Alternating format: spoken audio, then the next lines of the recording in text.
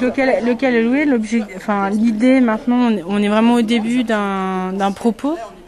Donc ici, par exemple, à Courpierre, on est arrivé au départ pour une exposition, l'idée de faire quelque chose de fini dans un endroit.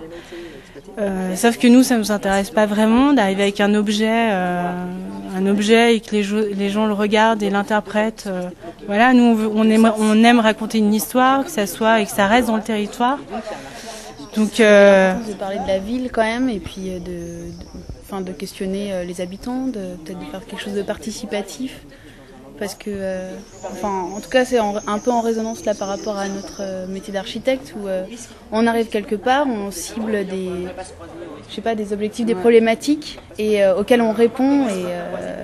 Et là, l'idée, c'était de commencer à mettre en place quelque chose qui était plus en lien avec un dialogue, avec des habitants, pour essayer d'arriver à comprendre un milieu, à comprendre.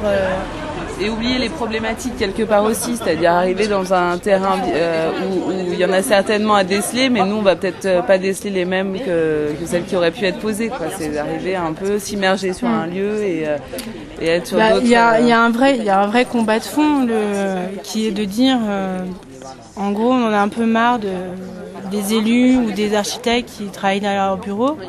Alors je suis pas en train de stéréotyper, mais de dire à un moment donné, il faut se déplacer, aller in situ dans des lieux, et essayer de comprendre les enjeux avant même qu'ils soient posés, presque.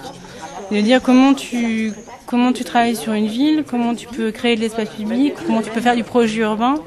Aujourd'hui, quand tu sais que les gens ont déjà plein d'idées, qu'il faut les prendre en compte, que c'est des gens citoyens qui peuvent être impliqués et qui sont pas forcément des gens qui sont là pour adhérer à un projet qu'on leur propose.